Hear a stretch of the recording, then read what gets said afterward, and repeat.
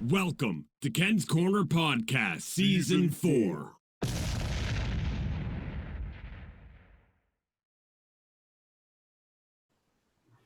And we're back here on Ken's Corner. My name is Ken Judge, and we're here with the fan panel. We have Gord from Scarborough, George, apparently really warm out there in Calgary, no snow, and Phil right here in parts unknown, somewhere in Durham. How you doing, boys? Doing well, good, Ken. fellas. How are Yourself?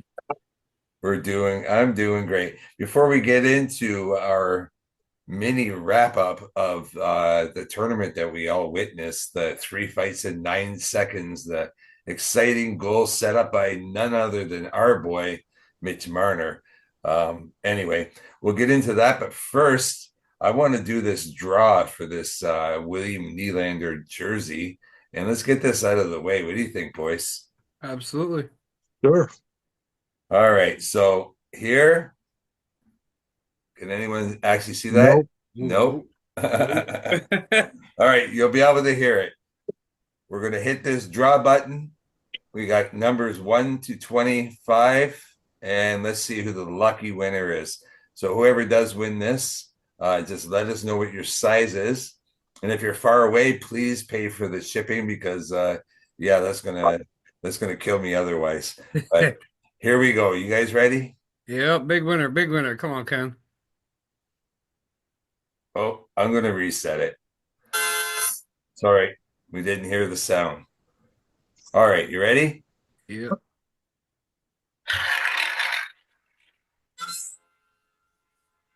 Lucky number 24. Who's number 24, Phil? I don't know. I don't have the sheet in front of me. Neither do I. Big winner, you know number what? 24. Okay, I'm going to go find out who number 24 is. Phil, you start as host me for a second, and let's start with the Canada wrap up, the win. And let's start with that fight in 9 seconds and get everyone's opinion on that. Go ahead, Phil. You take over. Sounds good. All right, George. So give us some input on your thoughts on how that Canada game started. Well, I enjoyed it. It was obviously a Trump push to those guys to do it. So I think Canada took on the challenge, and I'm pretty sure we won all three of those fights. I'm going to go with that. For sure. Okay. And Gord, what are your thoughts on the fights as well, but also the Americans having that group chat before the fight, so they kind of knew what they were starting? Well, I'll disagree with George. I think we won 2 of the 3 fights. I think the second fight was a bit more of a jumping than it was anything there for Bennett. But Pareko showed Mr. Miller that you can run your mouth, but you ain't gonna get very far in this league. Um, In terms of them having a group chat, I think that I think they were told to come out hard, and they were told that the best way is just to try and run Team Canada over, and Team Canada said, that's not happening today. We got just as much ability as you guys do in the overall aspect. I think they showed them how it's our game, plain and simply. You guys can take the back seat where you belong. Yeah, I agree with that. And Ken, we're going to throw a curveball here, and we're going to get your input into the start of that Canada-US game with the group chat, the fights, and Canada answering the bell. Well, what an exciting time it is for Canadian hockey with all the political strife that's going on in this world. Wow, eh? Just to sit back, we all expected an all-star game. And you know what?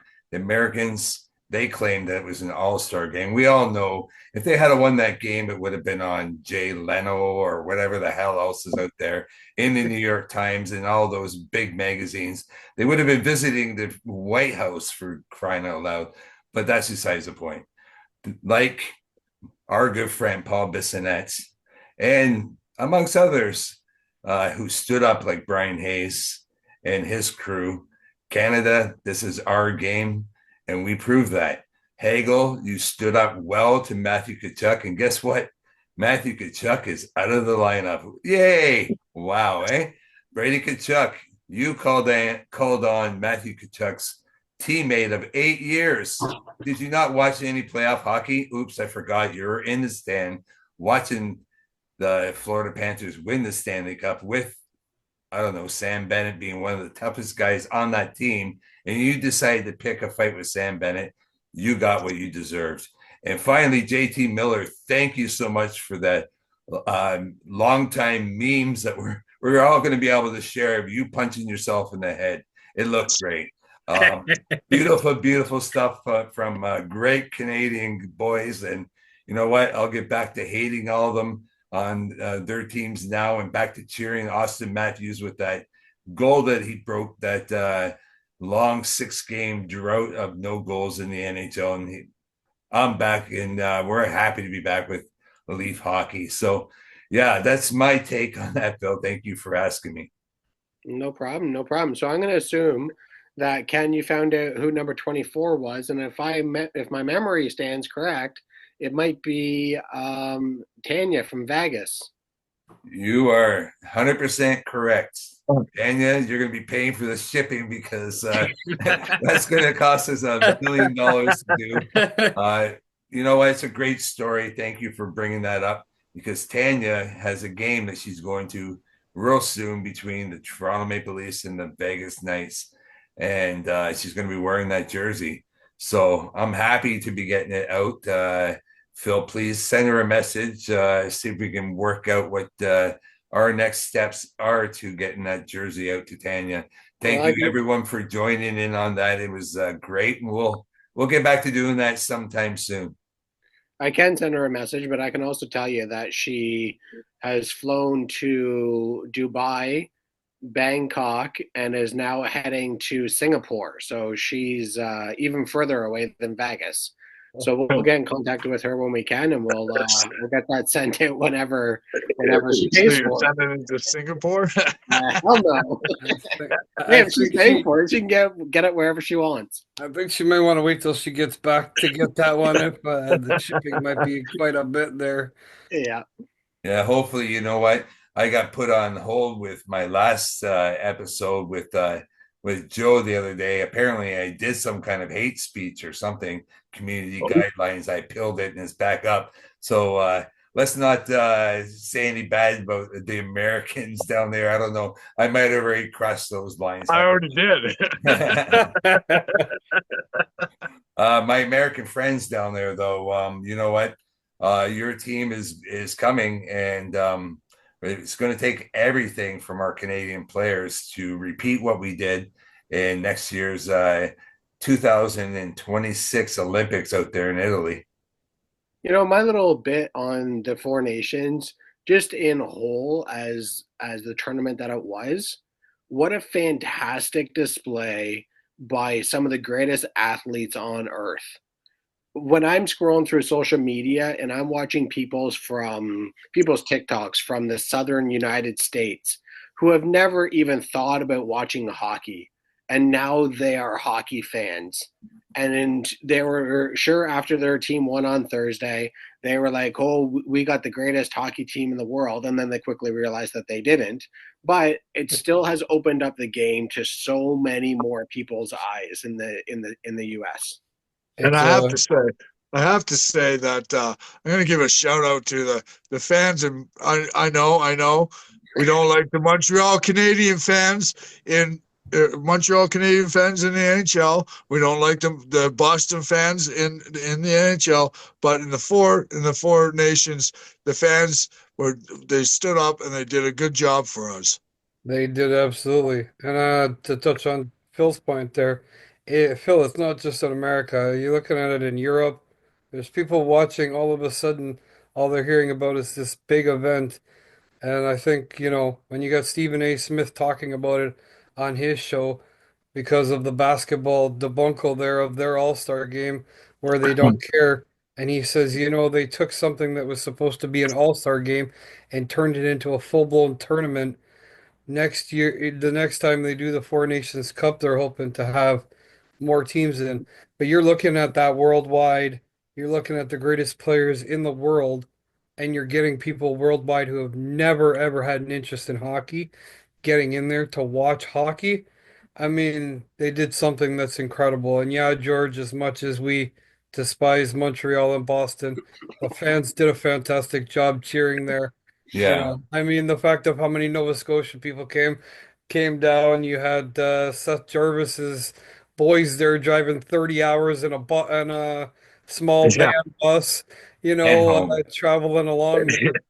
Shows you that it's our game, it's our time, and Well, you're exactly right, Gord. And just to chime in with what you're saying, even players like Leon Draisaitl and David Pastrnak and other guys who are stars in this league and in this world as far as hockey players go, but weren't one of the players that could play in that tournament, all chiming in saying they're ready for the Olympics and they're very happy that in 2028 that will expand to the World Cup and host 8 teams. And to the point, even the NBA All-Star game, which went on and that weekend, they were looking at NHL hockey and said, well, we really need to do something about our All-Star game.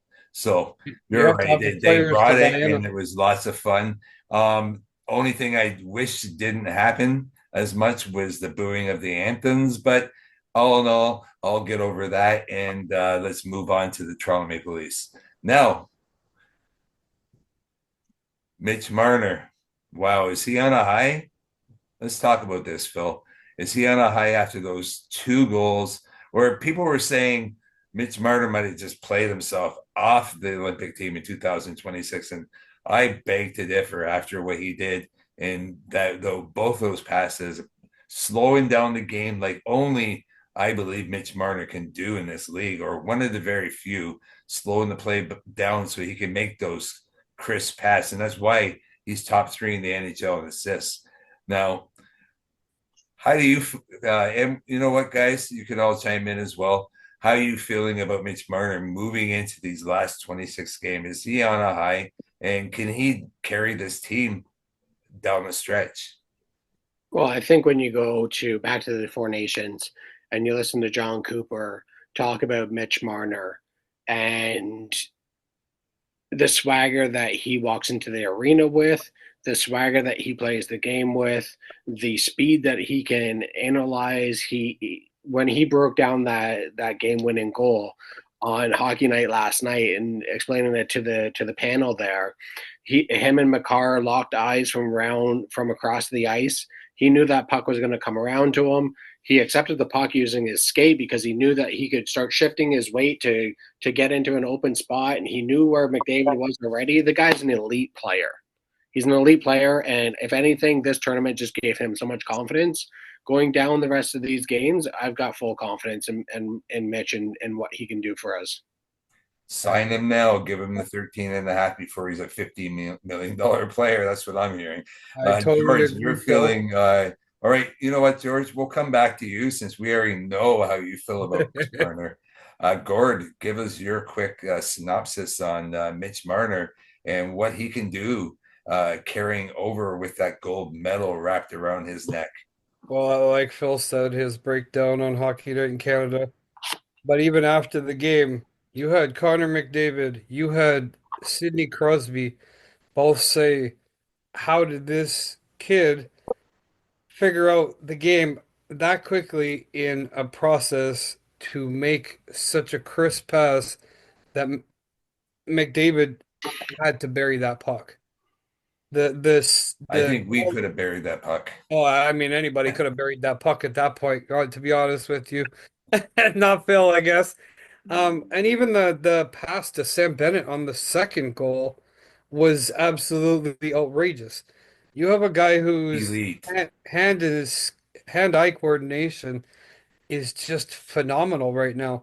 I think him and Matthews going into these next 26 games, honestly, I think it's going to be absolutely phenomenal to watch from our perspective, but from the league's perspective, I think a lot of people have changed their views on exactly who it is that they have to not only cover, but make sure that he doesn't have that ability to throw that puck to whoever he's throwing Yeah. it to.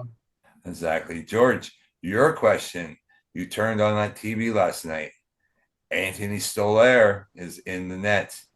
What's your feelings behind it? And do you feel with that in place last night, was that an indication that he might be our number one starter? And what was your feelings about that game last night? Were you kind of like, oh my God, we're watching Lisa again? Or were you excited to get back and watch Maple Leaf hockey? Well, definitely excited to get back and watch Maple Leaf hockey. Although, I mean, the Four Nations hockey was great hockey, but definitely happy to see Stolarz in net. And I mean, it got a little bit scary there at the end, but we made sure that we won the game.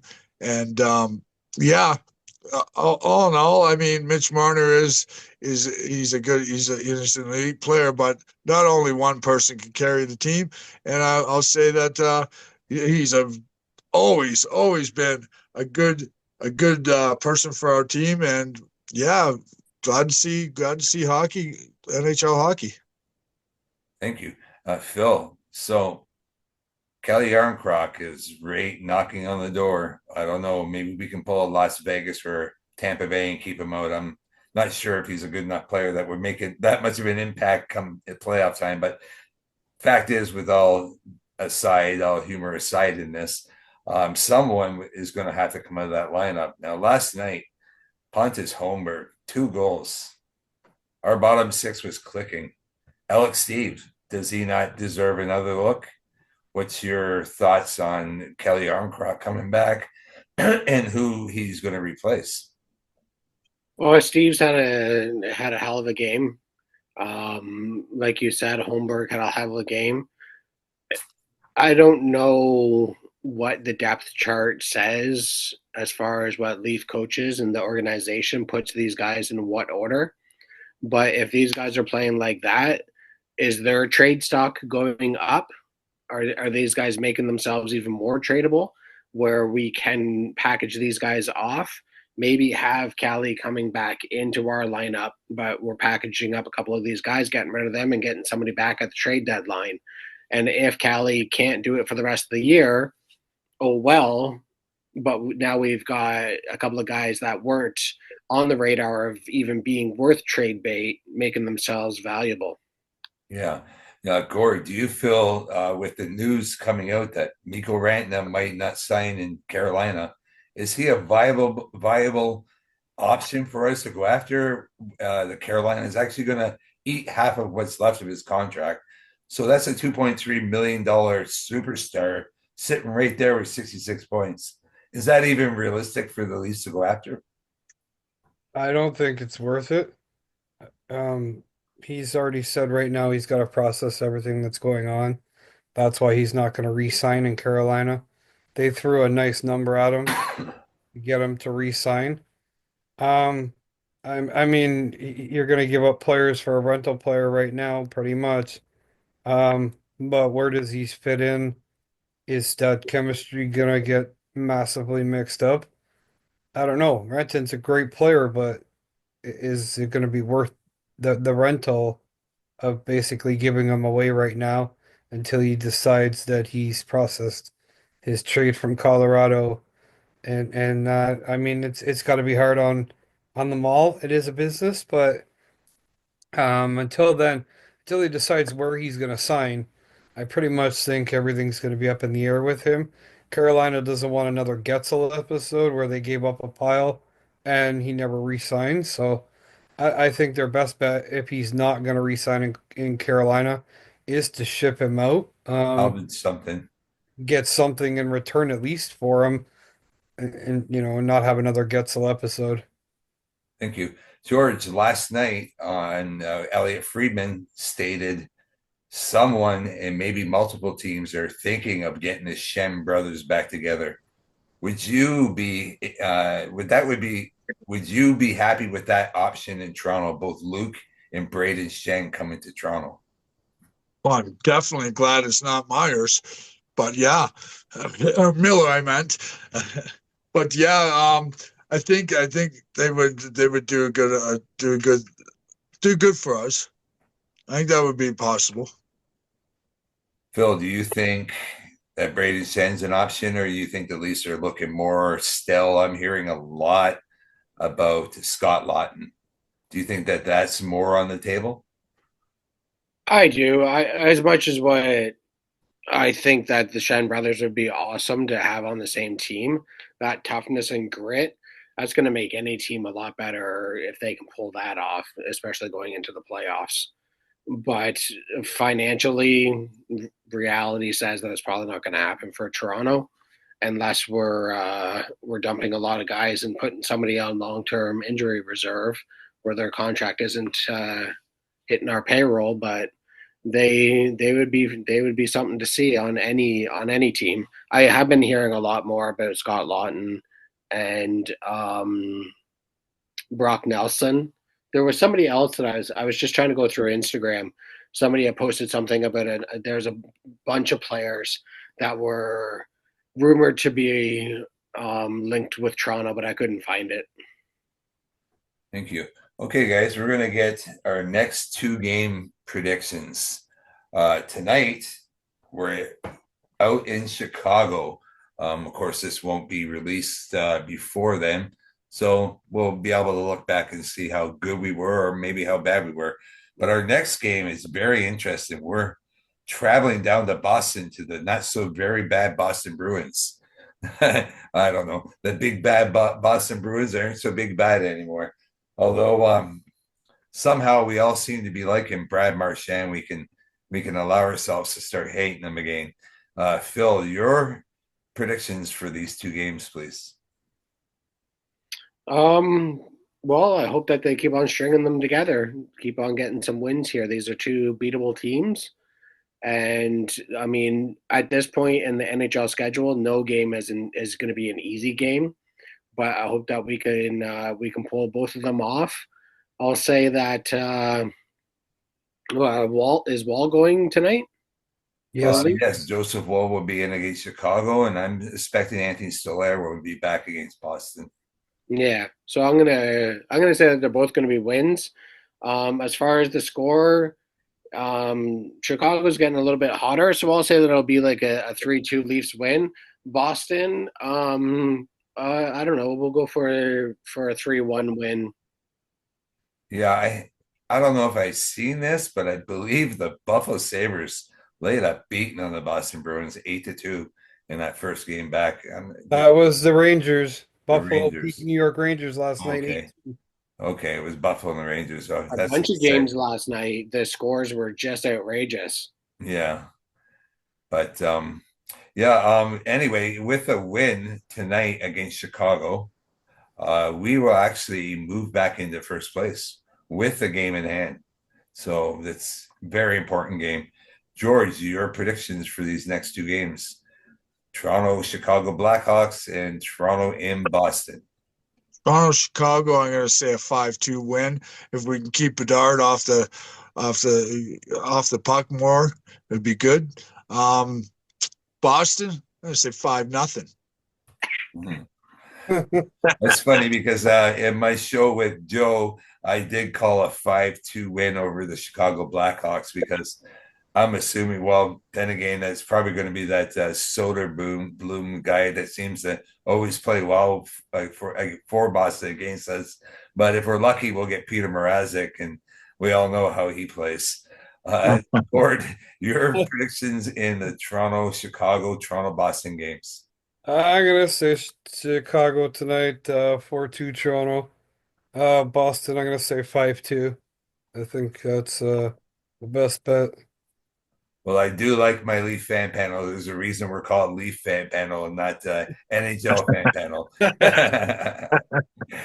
Thank you so much, guys. It's been lots of fun. We'll be back here again next week, and we'll see how close we were to our predictions. And guys, by the time we back on here next week, Phil, we'll just go around the room. We'll start with you, Phil, then George and Gord.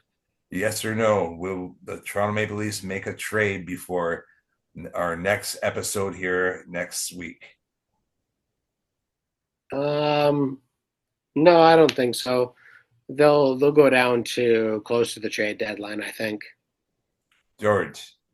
before the next podcast? I don't know. Sure, I'll say yes. I'll say yes just to be different. Yeah, that's a glass half full attitude, and I love that. That would be would give us kind of guys something to really talk about. That would be cool. And Gore, what's your answer? I actually agree with George. I think they might make some kind of deal. There's quite a bit brewing that rumor-wise going on. So from Lawton to Nelson to a few other people. So I think if they can get Scott Lawton here before the deadline, I think that would be awesome. Thank you so much, guys. Again, my name's Ken Judge. We're here on Ken's Corner Podcast, Leaf Fan Panel, Gord from Scarborough, Phil from Parts Unknown, Durham, and George out there in sunny Calgary. Don't leave to the States. Keep Alberta in Canada, George. I hope I don't get community guidelines for that Oh, one. you're getting Danielle, community ban Danielle now. Smith's on the way out, anyways. Yeah. Well, we're all proud Canadians, and this is something we need to be waving our flag every now and then just to let people know who we are. We're the true white north up here, and we're proud to be. Thank you, guys. Have a great day, and see you all again next week. Go Leafs, go. Go Leafs, go. Peace.